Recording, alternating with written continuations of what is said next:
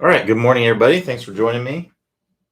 We'll go ahead and get started here. If you got your questions, go ahead and post them. It's going to be below the video. If you are on a smaller screen, like a mobile device, if you're on a larger screen, like a desktop, laptop, computer, something like that, it's going to be to the right of the video. So I start with questions that were asked up to an hour before. So let's scroll down here, see what our first question is going to be.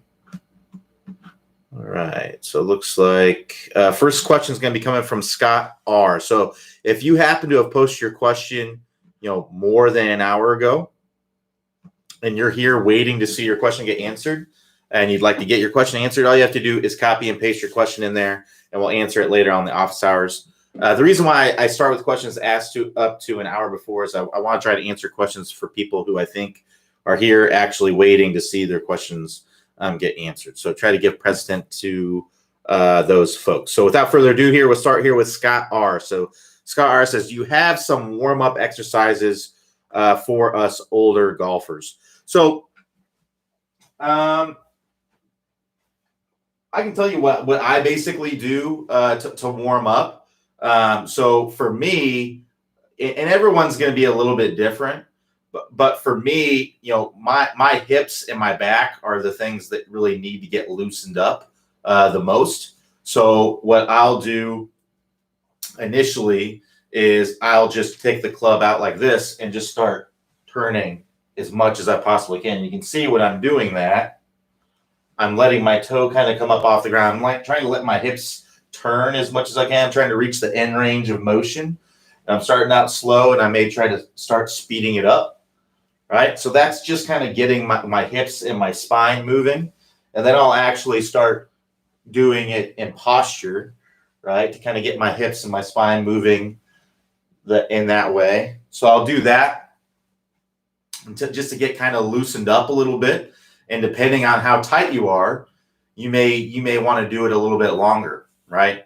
So I don't do anything crazy kind of things. That's just kind of what I do. I just kind of get moving around a little bit. And then once I feel like I got my back and my hips kind of loosened up, I'll just start taking practice swings where I go back and forth, and I'll start out slow, and I'll just be kind of going back and forth. I won't do like the full swing in here because I don't want to hit anything, but I just kind of go back and forth. And again, I'm trying to reach my full end. I'm trying to move all the way around. When I come all the way around, trying to get my chest and everything pointing to the left as much as I can, just trying to get loosened up. You start out slow, and then I just start building up a little bit more speed, a little bit more speed, a little bit more speed. And that's basically what I do to warm up. Besides, if I have some time to hit some balls, I like to hit some balls, start out with some little wedge shots and go from there. Now, most people are going to have specific things that might be a little bit tight. You might have your knee might be a little bit tight, or your shoulder is tight, and you've got to loosen that up. So there may be specific things that you need to do to get specific pieces of your body to be warmed up. And, I would recommend, checking out, there's a website, it's called mytpi.com. It stands for Titleist Performance Institute. So you may have seen a lot of stuff on there, but they have some stuff that you can do an active warm up. I personally, I just don't think it's necessary. I've done those warm ups before, and I've done the warm up that I just kind of show you. And I'll be honest with you, I don't really see any difference. I don't feel like I'm more loose when I hit the ball. I feel like what I just did there, just kind of moving around. But that's just for me. You may find that it's a little bit different for you. So, I would just find things that specifically loosen up pieces that are tight on you. Like for me, it's hips and my back. And I think that's kind of the thing for most people that needs to get loosened up. A lot of times, I don't really need to get loosened up at all because maybe I've been running around all day and my back and my hips, maybe, I went on a bike ride earlier that day, my back and my hips are already pretty loose. And at that case, I just kind of warm up hitting some balls. But if I've kind of been cooped up in the office all day and I just go out to the course, I'm definitely going to need to get some loosening up in there. So that's what I do. But if you want more specific stuff, I check out mytpi.com. They have lots of stuff on there that will target maybe some specific areas that you may need to loosen up.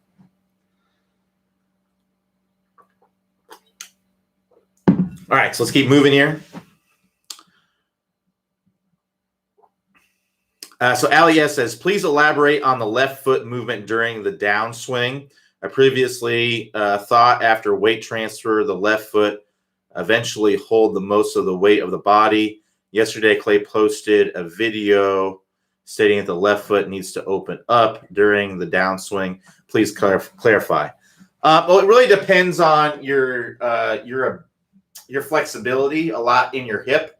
So me personally, I can't internally rotate very much in my hip. So when I'm saying internally rotate, I'm talking about if I were to put my foot out like this and try to turn my toes in as much as I can, you can see if I keep my hips stable, right, and try to turn my toes in without, doing it with my ankle. But if I'm doing it from my hip joint, you can see I can only turn my toes in maybe 20 degrees.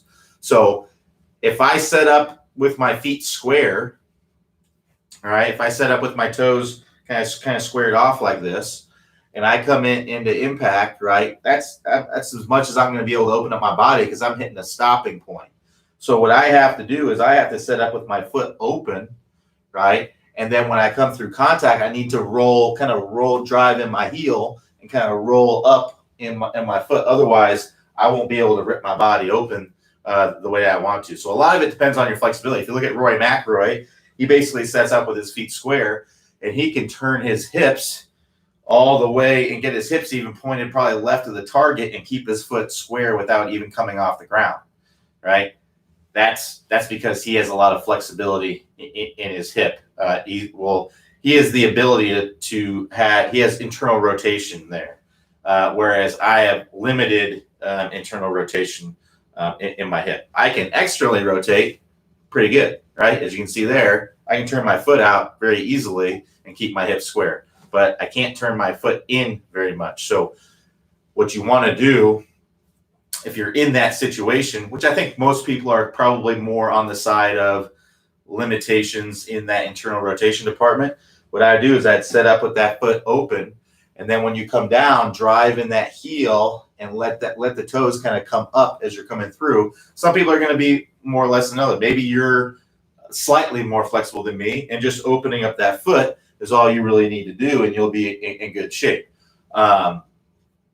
Or maybe you need to add in that driving in the heel as you're coming through. But yeah, we want to be putting pressure into the foot.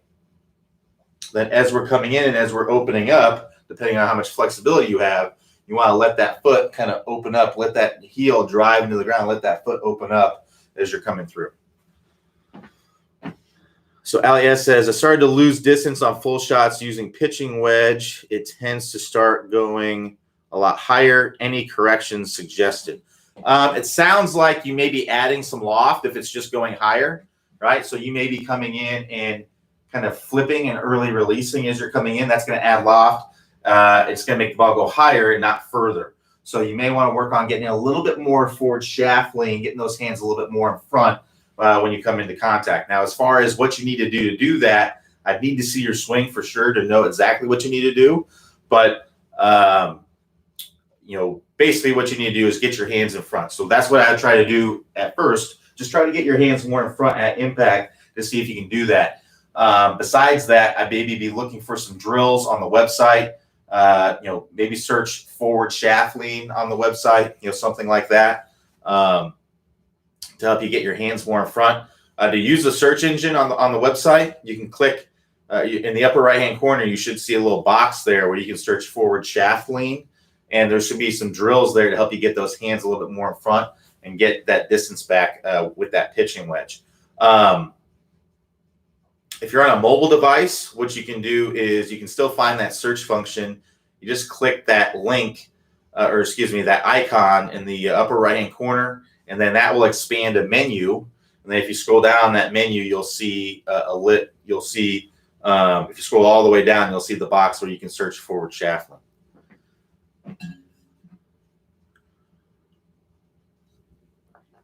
So Paul B says, do you have any plans to offer the ball striking masterclass again? Yes, we do plan on offering it again. I don't know the exact date, but I know that we do plan to offer again. And whenever it is available, we will send out an email. to All Access members to sign up for it. But so just be on the lookout for it. I'm trying to think, when did we open it up last? Let's see here. So, yeah, I would say, sometime pretty soon, I would say. I would, if I had to guess, sometime in early October would be when we may offer it again. But I'm not in charge of when we're going to schedule that or when we're going to open it up again.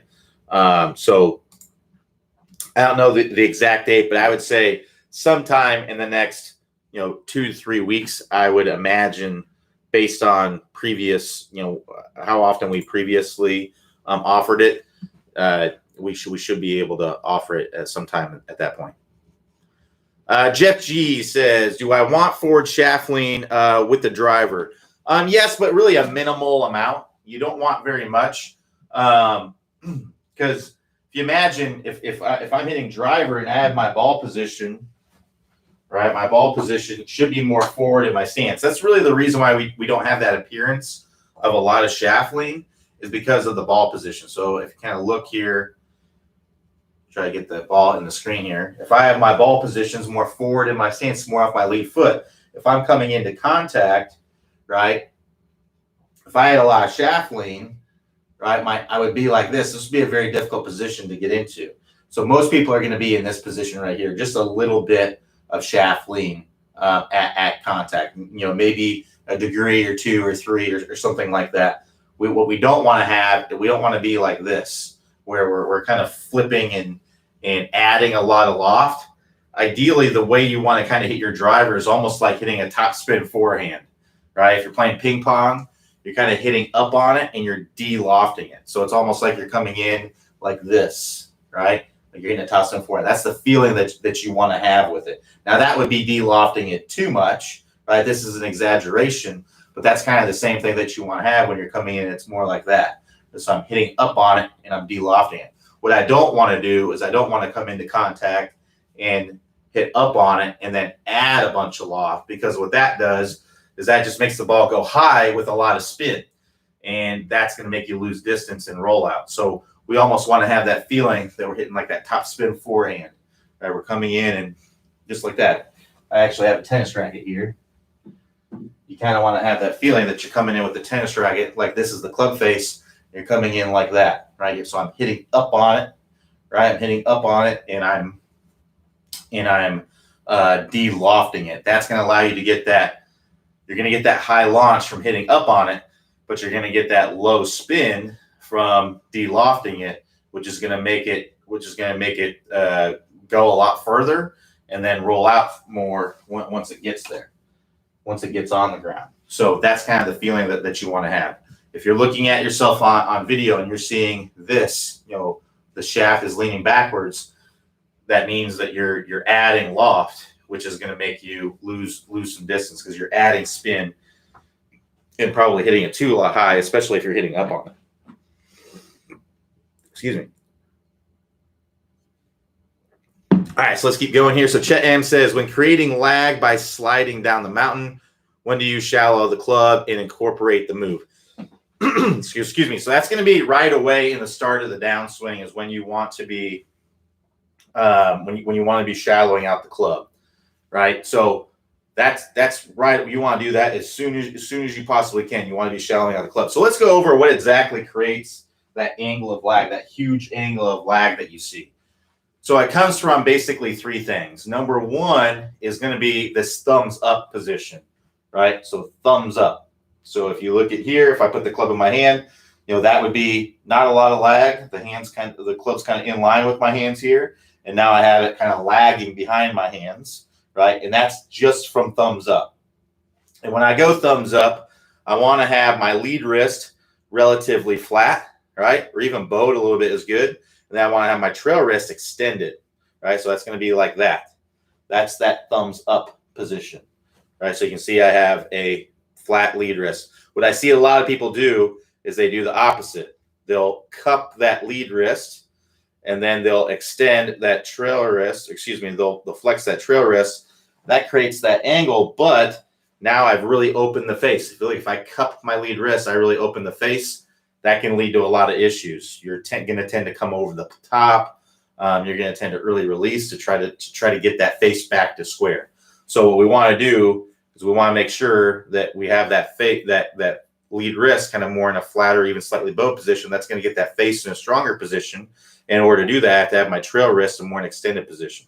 So again, thumbs up is where that first angle comes from. Well, look at that. That's not a ton of lag there, right? If I'm just thumbs up, if I have this club straight up and down, and I'm just thumbs up, that's not a lot of lag. So what I need to do is I need to shallow the club to get the appearance of more lag. So if you watch here, if I go like this, I have those positions. I'm thumbs up, and then I shallow the club. Now look, I have the appearance of a lot more lag. So this is straight up and down. And now if I shallow the club, I have a lot more lag there, right? So that shallowing of the club actually gives you the appearance of more lag. The move gives you the appearance of more lag because the move, part of what the move is shallowing out the club. And it's also those wrist positions, right, that we need to be having that get that face squared up. The last piece that gives you that appearance of lag is the momentum, right? And that's one thing that we work on in that drill that I was talking about, because you're going to have a lot more momentum when you're doing that drill. So if I add those things together, if I have those proper wrist angles and I'm thumbs up, right, and I am shallowing out the club, right, and then I add the momentum in there, look at that crazy sharp angle of lag that I can create. And I don't have crazy flexible wrists or anything like that. If anything, my wrists are probably slightly limited, but I'm able to get crazy angles of lag when I do that. So if you're doing that drill, the slide the ball club down the mountain drill, you're going out wide, and then as you're going up, right, you're creating momentum, and then you slide the club down the mountain, right? I'm doing the move as I'm doing that. I'm shallowing out the club, and I'm squaring that face as I'm coming down, as I'm getting that lag and coming into contact. So hopefully that makes sense, but that's, yeah, you're doing the move at the very start of the downswing, but it all kind of works together. You're getting the lag you're getting part of what the lag is, the appearance of tons of lag, that sharp angle. You're getting that from doing the move, which is the wrist angles, right? Getting that lead wrist flat or slightly bowed, that trail wrist more in a extended back position, and then shallowing out the club. That gives me that angle of the lag that I'm looking for.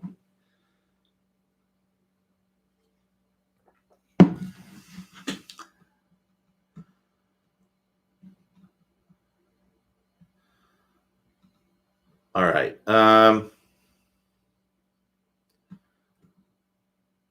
Feel the weight shift to the inside of a trail foot, outside of lead foot. Are you able to rotate on the heel of your lead foot? Yeah, so that's kind of what I was talking about before, John. When I'm coming into contact, I'm driving in my heel, and I'm coming in more like that, right? Another way that you can do it is you can kind of rotate onto your foot like this, right? So if I'm here and then I let my foot kind of come up like that, I can rotate a little bit more. I don't particularly like to do it that way because it doesn't really feel good on my ankle to kind of roll my ankle in like that. I played some basketball early in my life. I've sprained both my ankles several times, so they're a little bit sensitive to that, this kind of feeling. So I don't personally like to do that in my swing. There are a lot of players that do that. If you look at Jordan Spieth, I mean, his ankle is like that. I don't really like to do kind of the ankle movement, that lead ankle movement like you're showing in that picture of Clay there. So like I said, what I like to do is I like to drive in the heel, kind of let my toes kind of come up. And then as my hips are coming through, that kind of pushes my foot open. So that way, if you look at it from this angle, my heel isn't rolling over. It's just kind of driving into the ground. It's almost like it's corkscrewing into the ground. That's how I like to do it. If you look at Bryson's swing, Bryson does that, right? So Bryson, he's coming through. If he did it like this, it's just pretty hard on your ankles. If you have really strong ligaments in your ankles, then it's probably not a problem for you. Jordan Spieth might be in that category.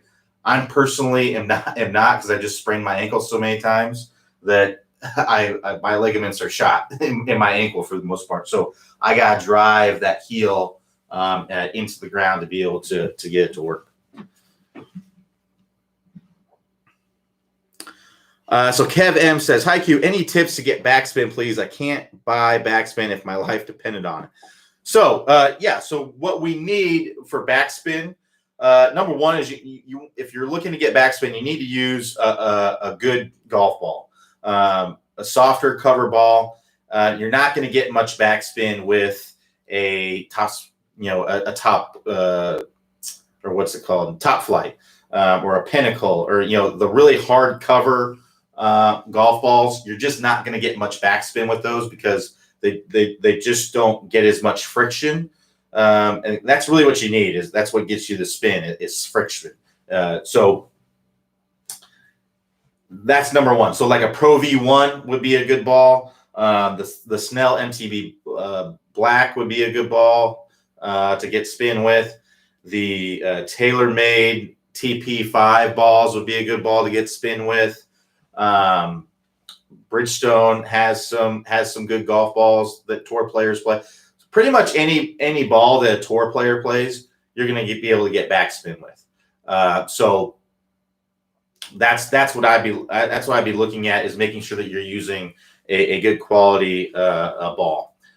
Pro V1 I think is probably the best the best one out there in my opinion. I haven't tested a ton of them, but they are a little bit more expensive. The Snell NTB Blacks are very comparable as far as the spin is concerned.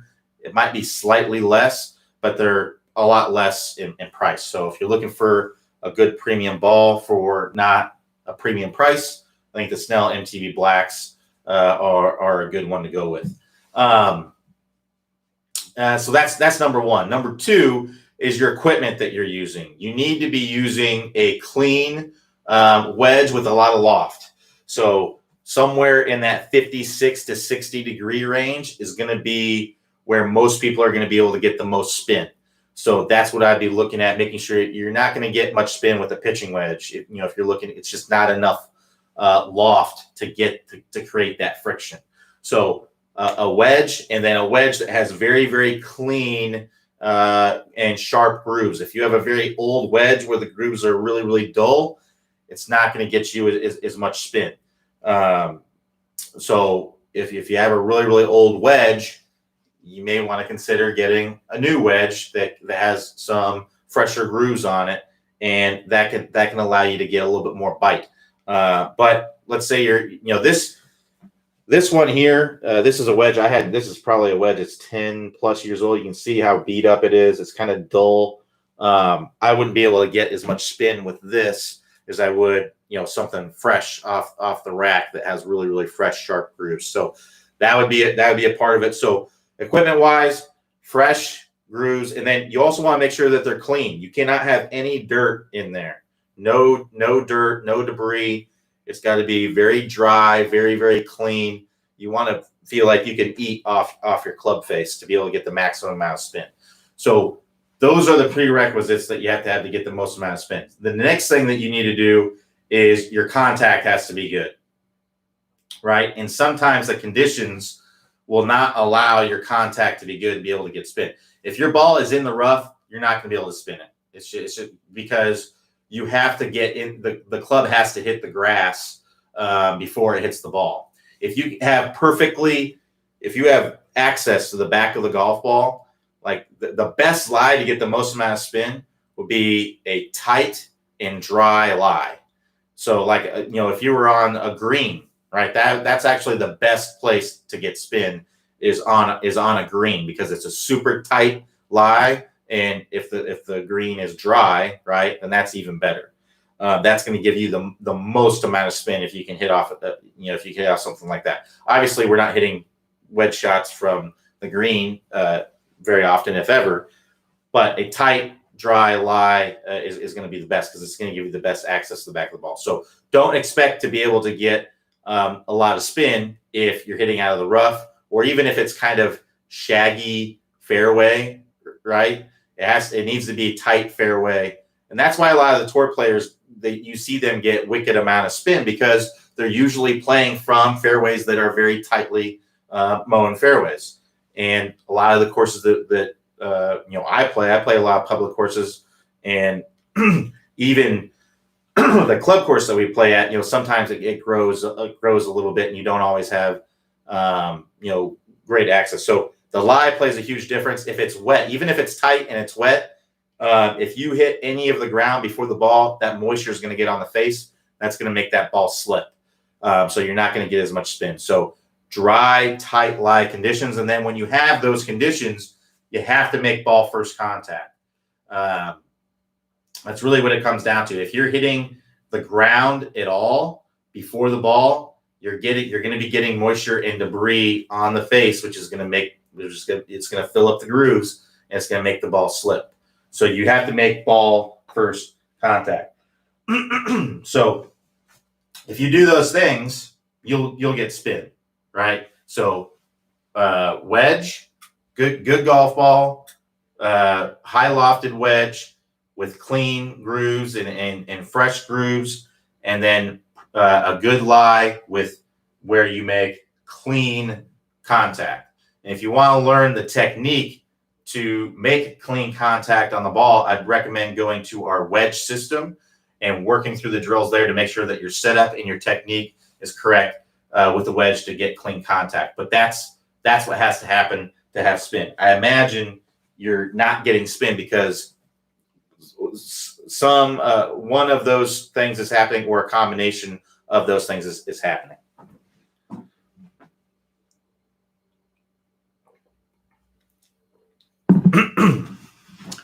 So Paul B says, how do you take spin off the ball, and when or why would you want to do this? Take spin off the ball. Well, it would be the opposite of what we just talked about with chems, wanting to get more backspin. The way you get less backspin would be hitting it with less loft. So less loft is going to be less backspin. A wedge, you can, a full swing wedge, you can get 10,000 RPMs of spin on the ball, right? A driver, you would want to be, somewhere in the 2,000s of RPMs of spin. It would be really, really difficult to get 10,000. I don't even know it's possible to get 10,000 RPMs of spin with a driver, because there's just not enough loft there to get it to spin. And it would be dang near impossible to get 2,000 RPMs of spin with a wedge, because there's just too much loft there. So less loft is going to take spin off there. Your strike is going to take spin off. If you hit it thin and low on the face, it will typically add spin, because the ball will kind of crawl up the face a little bit. So hitting the ball more in the center, even a little bit high on the face, will take some spin off. And a lot of times when you hit the ball a little bit higher on the face, you'll actually hit the ground just a little bit before the ball, which will put debris and moisture on the face and give you less spin as well. So de-lofting is really the main thing. If you really want to take spin off, you can have a lot of dirt on your face that will make the ball not spin very much. You may have seen where people take like chapstick and put that on the club face, because that will make the ball slip on the face. So yeah, that's generally what's going to happen there in those situations. And you ask, when would you want to do this? Well, into the wind, that would be a good time to take spin off the ball, keep it lower, because the more spin you have on the ball, if you're going into the wind, it's going to want to balloon on you. It's not going to go anywhere. So if you can take some spin off of it, the ball won't rise up so much. It'll have kind of more of a piercing ball flight. If you have too much spin on the ball in general, for normal shots or on your drive, that would be a situation when you would want to take spin off to be able to optimize your distance. If you're trying to let's say you have a pin in the back, right? A good play would be to land the ball in the middle of the green and let it chase to the back. Well, in order to do that, you'd want to take some spin off of the ball. Maybe you are you have a green where it's kind of sloped toward you as a false front, right? Well, if you were to hit a ball on that surface and you had backspin, you may zip it off the green.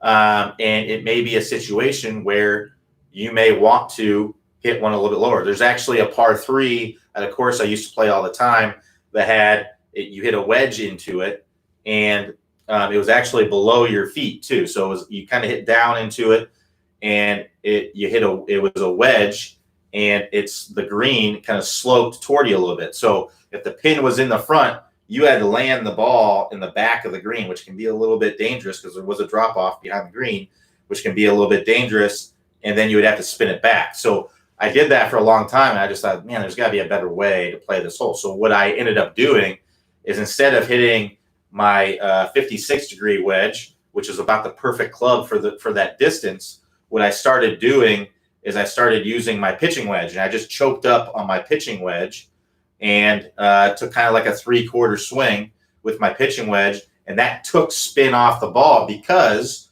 of less loft. And then I was able to land it on the green, and it would just stay there, and it wouldn't spin off.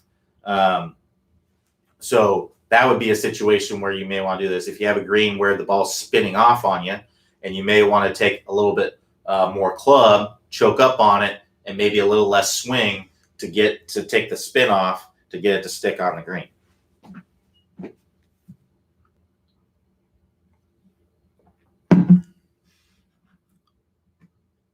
So Rick H says, is that a blackboard on the wall? If you put the date on the board, it would make it easier to find weekly highlights in the archives. So it's actually glass. And you can find the weekly highlights on the page. They are labeled. The date is labeled on there, so there's no need for me to do it on there because the dates are already on the. It's already on there. And it's also in the archived office hours. It's by date on there as well. So David W says, "Hey Q, I think I'm extending on the backswing and then rebending on the downswing. I think this affects my side bend. It seems like getting spine tilt at address has to do with it. Thanks." So you should be extending on the backswing some. So just to kind of go over what we're talking about here. What I assume what David's talking about is, in the golf swing we have bend and extend from our back in our waist. So if that's the angle that's between my hips here and my thighs and my spine. So if I go like that, that's bend, and if I go like that, that's extend, right? So in the backswing, I'm actually going to be extending a little bit as I go up to the top, because if I don't, my backswing looks like this, right? So I need to tilt and extend when I go up to the top of the swing. So to get a feeling for what this would be like, what you can do is you can take an alignment stick.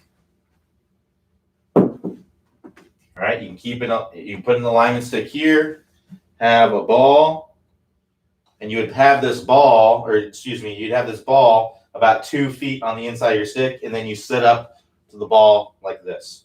All right, so now I'm going to stay in my golf posture here, where I have a little bit of bend at address, right? And what I'm going to do is I'm going to turn and I'm going to tilt, and I'm going to try to get this butt end of the stick to stay pointing and basically trace along that stick that's on the ground, right? So if I do that, that will look like that, right? So you can see how when I did that, how I'm getting some left side bend, right? And it's a gradual thing. At first, I don't really have any side bend.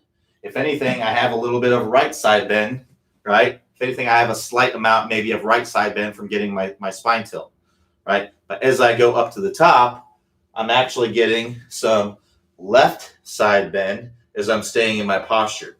And you can see as well, I'm keeping my head fairly steady. So my head's not moving way off the ball. If I didn't extend, right? If I didn't have some extension, which is this motion, right, when I'm extending up, then my head would go over here, right? And I could have some left side bend here, but if I don't have any extension, my head's going to move way off.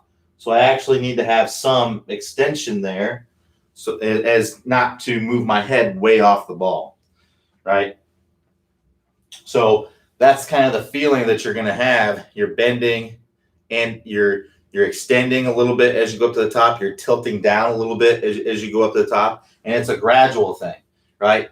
I'm gradually extending my spine as I go up to the top. I'm gradually getting a more left side bend as I get up to the top. It's maxing out as I get up to the top of the swing. Now in the downswing, it's going to be the opposite, right? So I'm going to start to bend.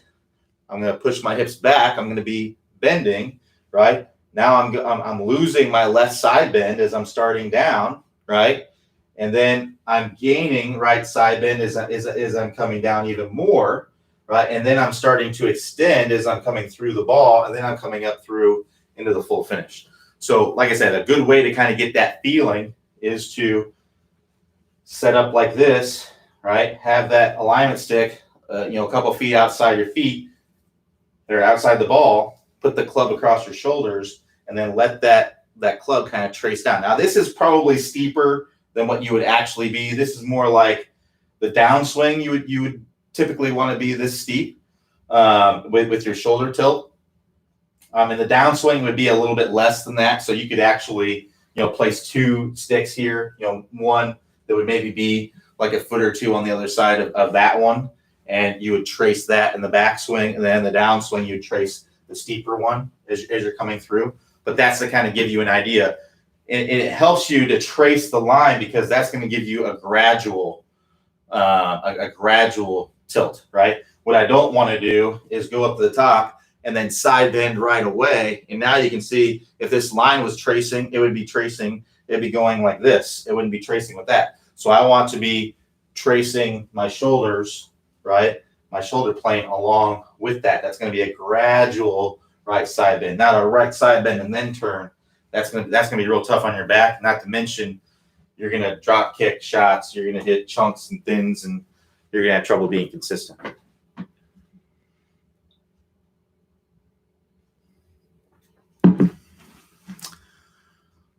So Ali S says, I always struggle on putting on downslope. Just a slight touch rolls the ball for a while. Gravity, any tips?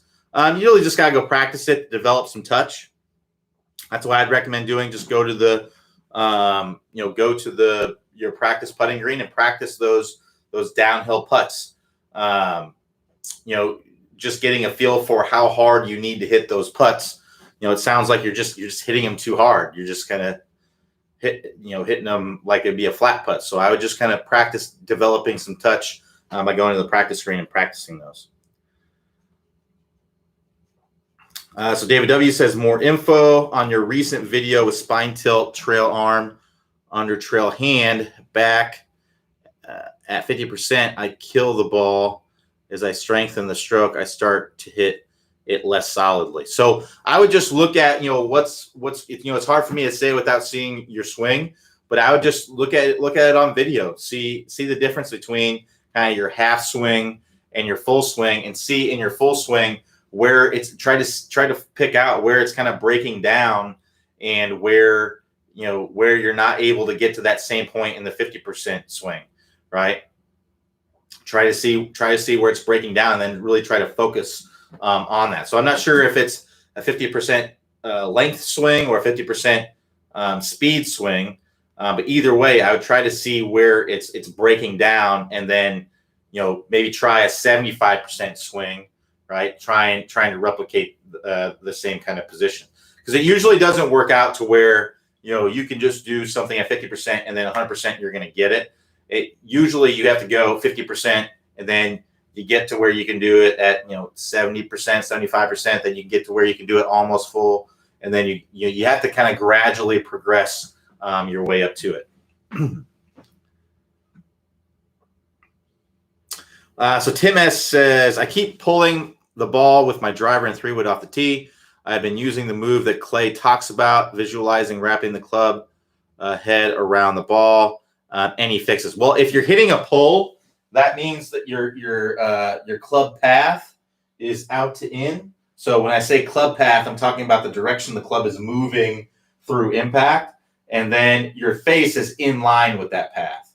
So if you imagine in baseball terms, if you're a right-handed golfer and you're standing at home plate, you're swinging this club toward third base, right? And the club face is also in that same direction. So that's going to result in a pull. So you may feel like you're doing the move, right? But you're probably not if you're doing that, because the move is going to get you. If you're actually you're probably just not doing the move enough. That'd probably be a better explanation. You may be doing it a little bit, but just not enough, and that's why the ball's going to the left. So what I would try to feel like is really, really try to exaggerate the move a lot more. Try to feel like you're swinging more toward first base. Get that club really, really shallowing out. Because with the driver, you probably need to feel like you're doing it a little bit more because the ball position's more forward, right? So our club comes down on a on a slight plane, right? It's not a vertical plane, right? It's a slanted plane, right? So when that happens, my club is working into out, into out, into out, into out, and then it's working out to in, out to in, out to in. So it's moving to the right, to the right, to the right, turns the corner, then it turns to the left. Well, with the driver and the 3-wood, we typically have those balls more forward in our stance. So our path is going to tend to want to go, it's going to tend to want to turn the corner and go to the left a little bit more. So what I would just try to feel like is that you're just swinging more out to the right. I try to exaggerate more of that shallowing of the club in swinging out toward first base to get those straightened out.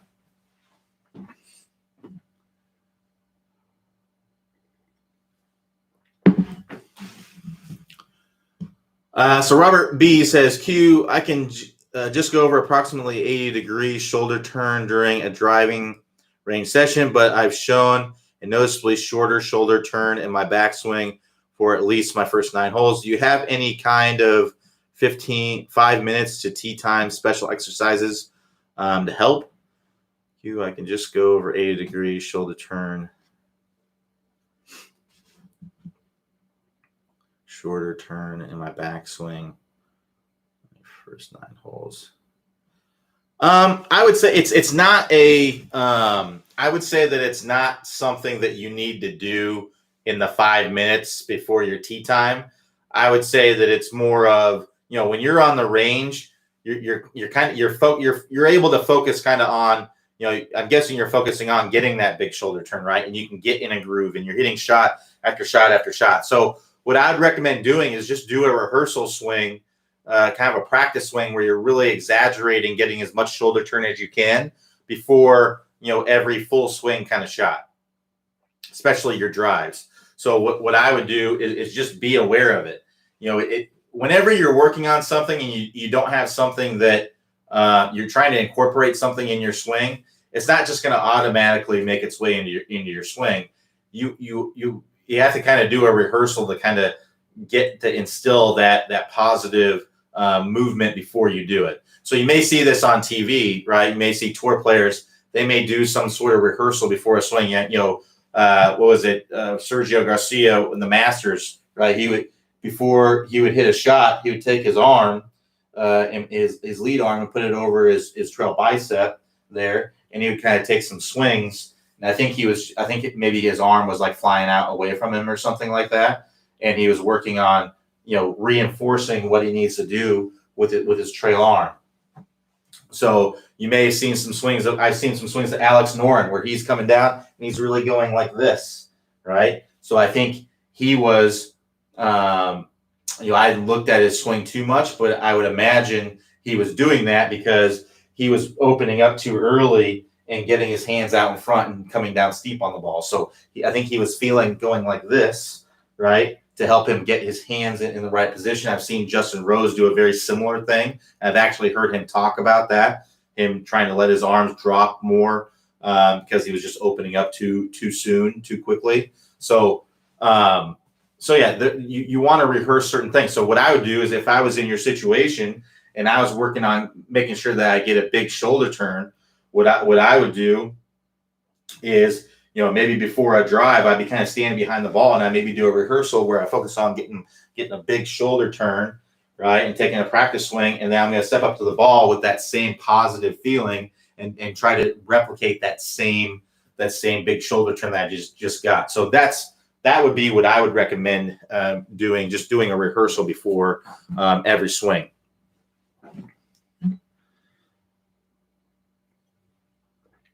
All right, so let's keep going here.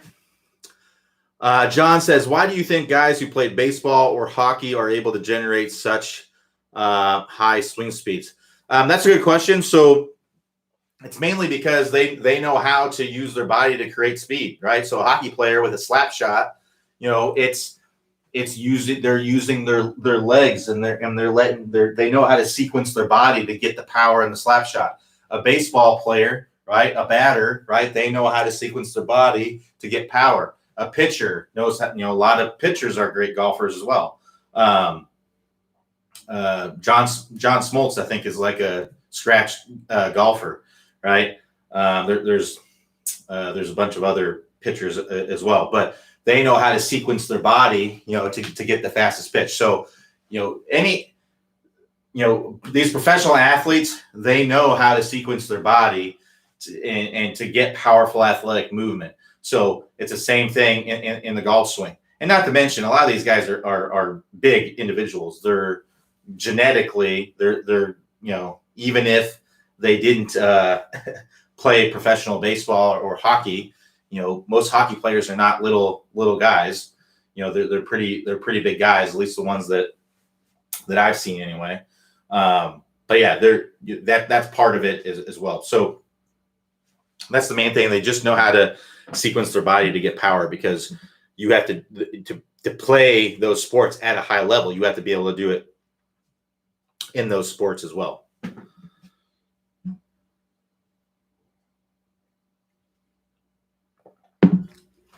So Kev M says, talking about the move shallowing, why can't you just go into the shallowed position on the backswing? So that's a good question.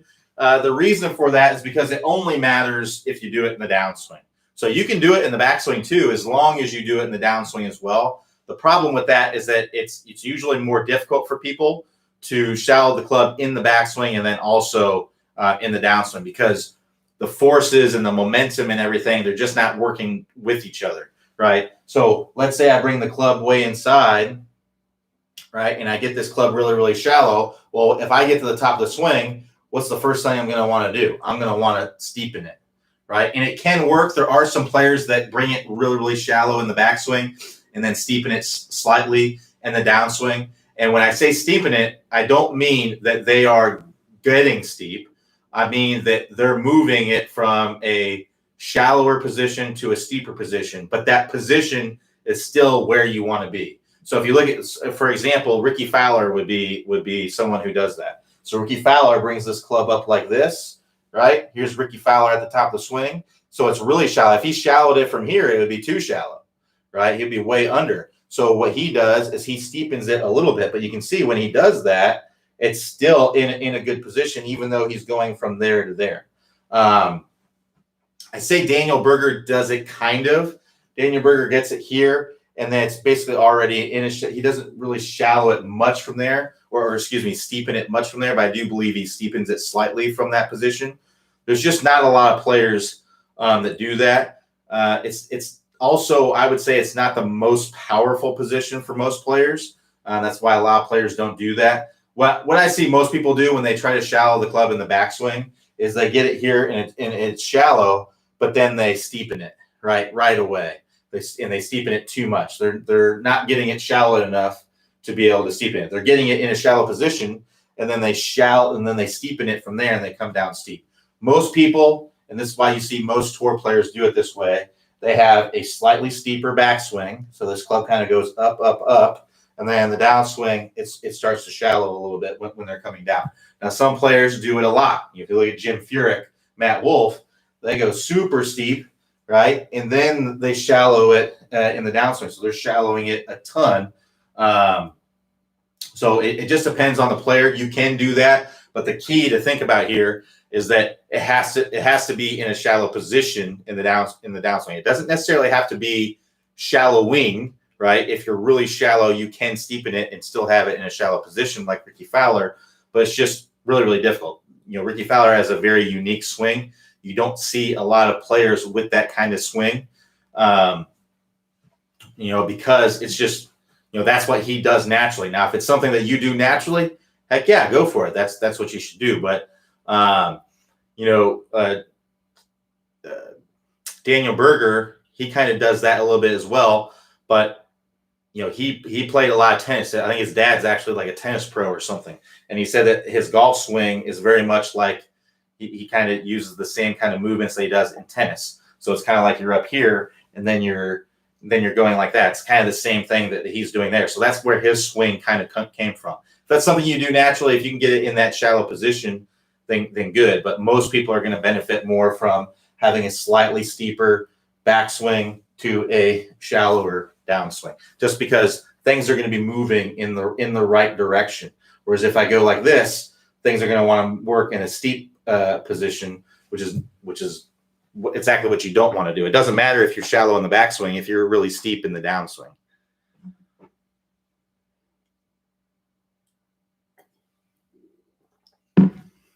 So David W says, "Hey Q, when you guys do a YouTube video, can you put a vault number so we can see it on the site and add it to our faves?" No, because the vault videos are going to be we're just going to have the titles on YouTube. We're not going to nobody's going to know what those numbers are if they're not a member of the website. So yeah, we're not going to be putting the numbers on the YouTube videos. And not all the YouTube videos are going to be on the website, and not all the website videos are going to be on YouTube. So it's not always hand in hand. So David I says, "I like to use a 7-iron bump and run, and when I'm close to the green, what's the right setup for that?" Yeah, so basically, if you're just trying to hit that kind of shot, what I like to do is just kind of have the feet pretty close together here. Ball's going to be, roughly in the middle of the stance. What you can do is you can just take the club and kind of just go back and forth and see where you're hitting the ground, and that's where I would put the ball, right? So that makes it pretty easy. Some people are going to be hitting the ground a little bit before, some people are hitting it a little bit later. So you just kind of put the ball in the spot. Generally it's going to be in the middle of the stance. I would choke up on the club just a little bit. Choke up on the club just a little bit. You also want to hold your grip is going to be a little bit more in through the lifeline of your hands, kind of like when you're putting. When you're hitting a normal shot, right, it's going to be more through your fingers, right, more like that. But for this shot, it's going to be more like that because the shaft is more upright, right? So the shaft's more upright when you're doing this. So it's going to be going more through your arms, which is going to get that grip more in your hands. So keep your weight pretty forward, ball in the middle of the stance, feet close together, and then kind of very similar to a putting stroke. I would just be a little bit more loose with it. So with a putting stroke, the putting stroke is like this. Our legs are rock solid, right? And we're just turning our shoulders back and forth. Well, we can't. That's difficult to do. If it was a really short kind of chip, you could do that. But for longer chips, you want to let things loosen up a little bit more. Let those legs and those knees move, because if you just try to use arms, you're going to try to help it with your wrists and things like that. So let your body kind of move back and forth and let that club rock. And you're just trying to brush this ball off the turf here. So if I was just kind of going at my I'm going to have my weight forward, I'm going to let my body kind of rock back and forth here. You can see that's a wedge, so it's not going to go very far. But using a 7-iron, that would have got on the green and rolling very, very quickly. So that's how I would set up for that. We also have the chipping mastery course. If you want to learn more, get some more drills, learn more about the setup and more of the details with it. If you want to check that out, the chipping mastery course, all you have to do is click the house icon. It's going to take you to the homepage. Scroll down on the homepage, you'll see a list of all the courses there. Click the Chipping Mastery course for lots of great drills for working on getting that to work a lot better.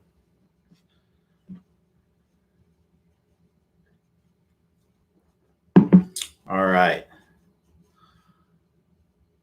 So Boy ZN Dad says a video recorded my drive swing and was horrified to see that I don't extend my arms out to create width in the fall through. After impact, straight line release, I look like I am pulling a rope in the back, shoulders pulled back. Can you discuss how to get this motion? My back seems tight and make good rotation after straight line release. Well, you would have to not be making a good rotation after the release, because that's how you get into that position. I guess I would need to see what's going on if that's not the case. But whenever we see what you're describing there, I assume is kind of like a chicken wing, right? You're coming into contact and you're kind of looking like this, where the arms aren't going out away from you, right? Extending out away from you. Your body's basically stalling, not rotating, and then the arms keep going, and that's when the arms kind of fold up like that, right? And that's because my shoulders don't keep moving through, right? My hips have stopped. That's going to stop my shoulders, and then my lead shoulder stops, so that's going to make this arm kind of fold up, and that's going to make me in this kind of position right here. So if I was here and I wanted to get into full extension, I would pull my shoulder back, right? And my trail shoulder forward. And that comes from getting the body to open up. So what's happening there is your hips are stopping. And it could be stopping for many reasons. So what I would look at is if your hips are stopping, if that's what's going on, maybe your hips are going forward and your body's just stopping, right? That would not be typical, but typically it's from the hip stopping. So I would look at, okay, is it my feet? Am I hitting like a stopping point like I talked about earlier? You may want to flare that foot open and let that heel drive into the ground to keep the hips coming all the way around, and allow your arms to stay long as you're coming through impact, right? So that's what I'd be looking at is your hips, and trying to feel like your hips are turning all the way through instead of goes on to say, no, I make it through straight line release all right, but feel like I can rotate any further because my back feels too tight to complete the rotation. Yeah, so I mean, you physically may not be capable. So if that is the case, then I mean, that is what it is. I mean, I don't, other than loosening up your back, I don't really have a solution for you. So Daniel K says, while doing short chips like fly it 10 feet and roll it 10 feet, 6 out of 10, good, but very frustrating to watch ball roll up face or thin it. Yeah, so Daniel, I go to our chipping mastery course and make sure that your setup is correct and that you're coming in and hitting the ground at the right spot. So it sounds like you may have some low point control issues, which means you're not controlling where the club's coming down and reaching its low point very well. So the good way to do that is to have the feet close together. That keeps it more central. If our feet are further apart, then we can tend to sway and move that low point around. So have those feet close together, about club head width apart for a chip, for a little chip shot around the green is good. And then I would just try to feel like you're leaning and staying on your lead side a little bit more. And your most of your weight never leaves that lead side. So you're just kind of turning around that lead foot, and that's going to allow you to control that low point a lot more. A good way to kind of work on your low point would be to get like a divot board. So this is a divot board. If I come in and I set up to this, right? If I'm chipping, I want to have that low point occurring, in that circle as much as I can. So you can see I just took a little swing there, a little chip. You can work on getting that low point, getting that divot to start. Well, it wouldn't really be much of a divot because you're hitting, off a turf. But with this, you can kind of see where you're hitting the turf and where it's coming out. So you'd want it to start right in the middle of the circle, just like that. And if it's a little bit before, a little bit after, that's fine too. But if you're getting that ball rolling up the face and thinning and things like that, odds are you're either not making any contact with this, or you're getting it starting back here. and then it's kind of you're kind of chunking it, and it's rolling. You're digging into the ground. That's kind of rolling up the face. So you can get one of these. I'll put the link in the thing where you can pick up one of these. Full disclosure, we do get a kickback from Divot Board, but we could make money off of every single training aid out there if we told you all of them were good. We really only tell you the ones that are actually good. So I'll put a link in the chat here for the Divot Board if you want to check it out. If it'll let me. There we go. So there you go. All right. So thanks everybody for joining me. We'll be back here tomorrow, 3 p.m. Eastern Time, Thursday. So everybody have a good rest of your day, and I will talk to y'all next time.